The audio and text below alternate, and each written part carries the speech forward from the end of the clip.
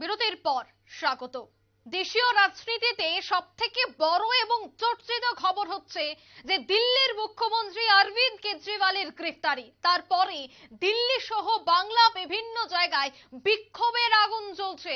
Up নেতৃত্বরা তারা এবার বিক্ষোভে নেমেছে এই গ্রেফতারিকে কেন্দ্র করে।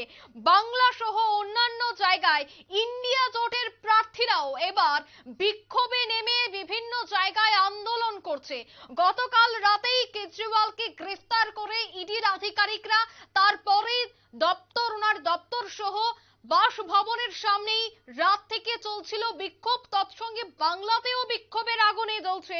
কলকাতা সহ ইতিমধ্যে বিভিন্ন জায়গায় আপের নেতারা তারা বিক্ষোভ করছেন। সেই দৃশ্য আপনারা সরাসরি নিউজ ভ্যানগার্ডের পর্দায় দেখতে পাচ্ছেন যে আপ নেতৃত্ব থেকে শুরু করে নিচু তলার কর্মীরা তারা কিভাবে বিক্ষোভে সামিল হয়েছে চলুন দেখে নেওয়া যাক।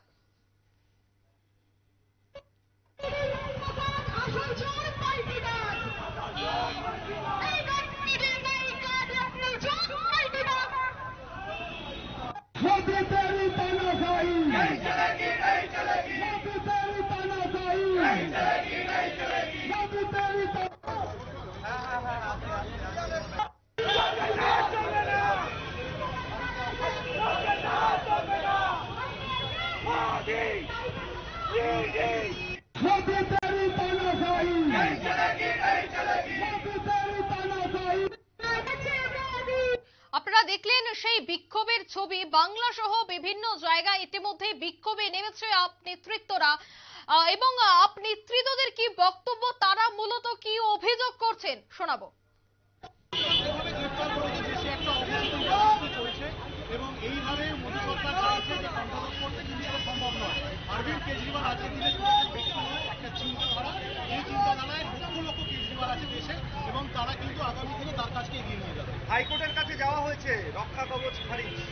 হাইকোর্টের কাছে কেসটা কাছে সামনগুলোকে চ্যালেঞ্জ করা হয়েছে এবং হাইকোর্ট সেই কেসটাকে অ্যাকসেপ্ট করেছে এবং আজকে সুপ্রিম কোর্টে হিয়ারিং আছে। আচ্ছা, সুকান্ত মজুমদার বলেছে যে দোষ করলে, দুর্নীতি করলে তো জেলে যাবেই। হ্যাঁ, তো সুকান্ত মজুমদার এই কথাটা শুভেন্দু অধিকারী বেলাতে একবার বলেছিল, উনি বলেনি, ওনার দল বলেছিল। ভাগ মুকুল রায় ভাগ উনি বলেছিলেন। আজকে অজিত পাওয়ারকে প্রধানমন্ত্রী বলেছিলেন। তারা যখন বিজেপিতে চলে যাচ্ছে তখন তারা সাধু হয়ে যাচ্ছে। প্রধানমন্ত্রী পুরো বক্তব্য হচ্ছে না খাউঙ্গা না খানে দুঙ্গা, जो खाया है उसको अपने पार्टी में ले लूंगा। আচ্ছা, ইডি সূত্রে যা খবর যে 10 থেকে 12 জন কি বলবেন? দেখুন, সেটা তো জুডিশিয়ারিতে আছে, এখন এই নিয়ে কিছু বলবার নেই। কোর্ট কি রায় দেয় সেটাই যদি জেল হয়, ইসি হয়, তাহলে আপনারা এই বিক্ষোভ কতদিন চালাবেন?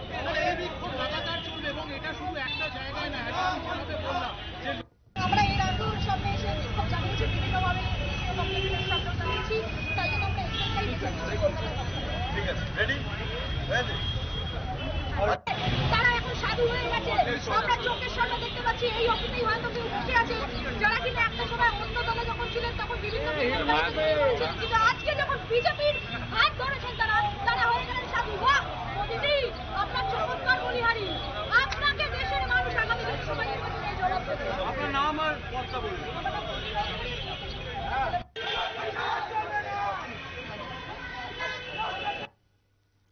আপনারা দেখলেন সেই বিক্ষোভের ছবি। এছাড়া আপ নেতৃত্বদের বক্তব্য আপনাদের আমি শোনালাম।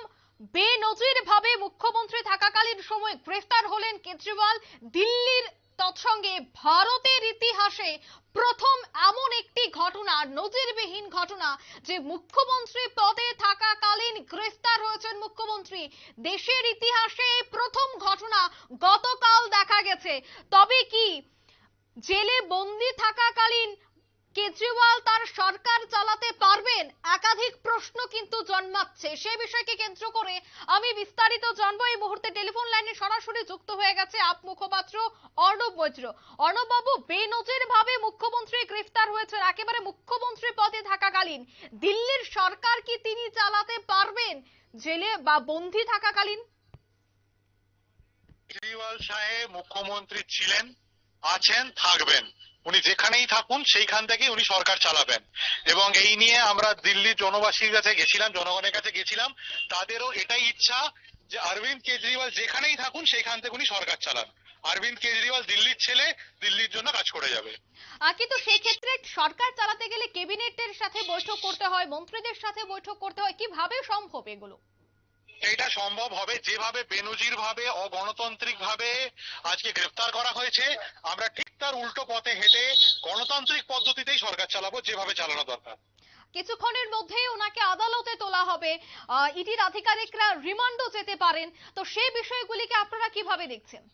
আমাদের আইন বিশেষজ্ঞরা ওখানে লেগে আছেন, মহামান্য আদালতের উপর আমাদের ভরসা আছে, আদালতে যাক, দেখা যাক কি হয়। ভারতের ইতিহাসে এই প্রথম যে মুখ্যমন্ত্রী থাকাকালীন সময়ে গ্রেফতার, কি বলবেন? কারণ ভারতীয় ইতিহাসে এইরকম দুর্নীতিগ্রস্ত প্রধানমন্ত্রী এর আগে দেখা যায়নি, এরকম প্রতিহিংসা পরায়ণ প্রধানমন্ত্রী এর আগে দেখা যায়নি, যে নিজের হার বাঁচাতে আজ বিরোধীদেরকে এক এক করে গ্রেফতার করছে, তাদের নেতাদেরকে জেলে ভরছে। সিবিআই, ইডি 2 বছর ধরে তদন্ত করেছে, 1000-এর অধিক রেড করেছে, 10 টাকারও খুঁজে পায়নি। এখান থেকেই ভারতীয় জনগণের কাছে পরিষ্কার যে এখানে দুর্নীতি হয়নি। যদি দুর্নীতি হতো 2 বছর তদন্তের পরে নিশ্চয়ই কিছু না কিছু পাওয়া যেত।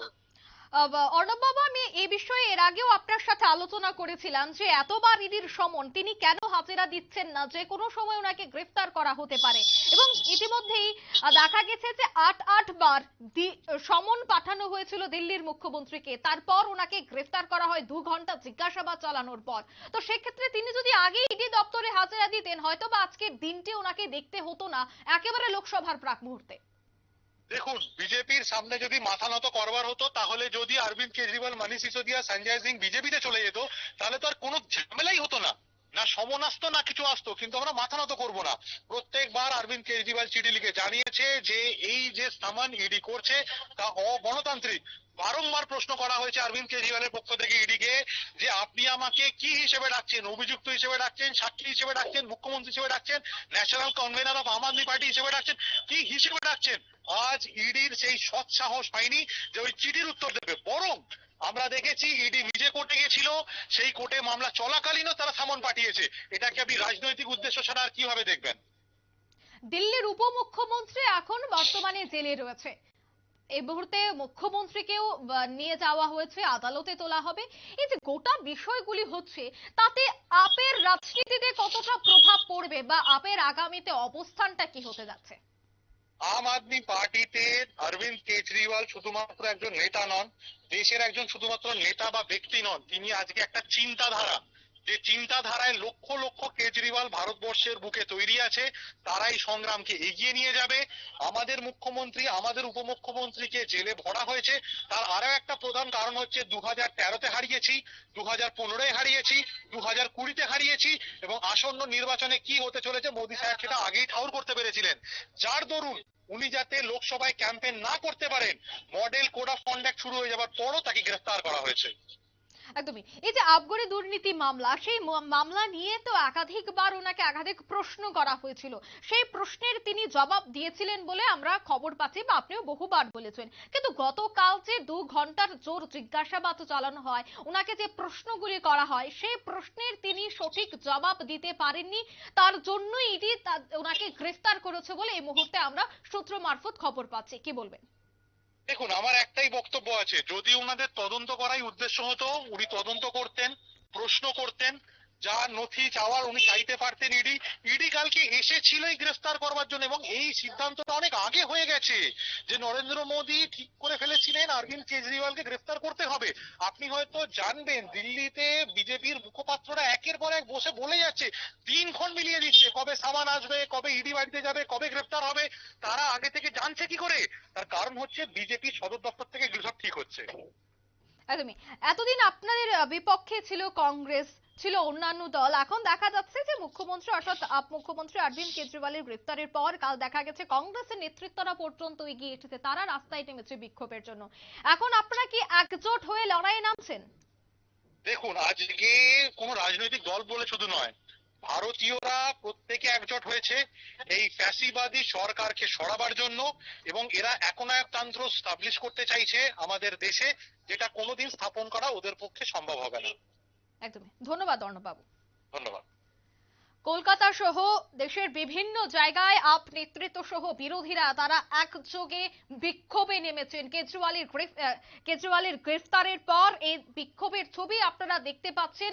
দিল্লি সহ বিভিন্ন জায়গায় চলছে বিক্ষোভ এবং সেই বিক্ষোভকে কেন্দ্র করেই কিন্তু রাজনৈতিক মহলে নানা জল্পনা যে একেবারে লোকসভার প্রাক মুহূর্তে ভারতের ইতিহাসে প্রথম যে মুখ্যমন্ত্রী থাকাকালীন সময়ে একজন মুখ্যমন্ত্রীকে গ্রেফতার করা হলো।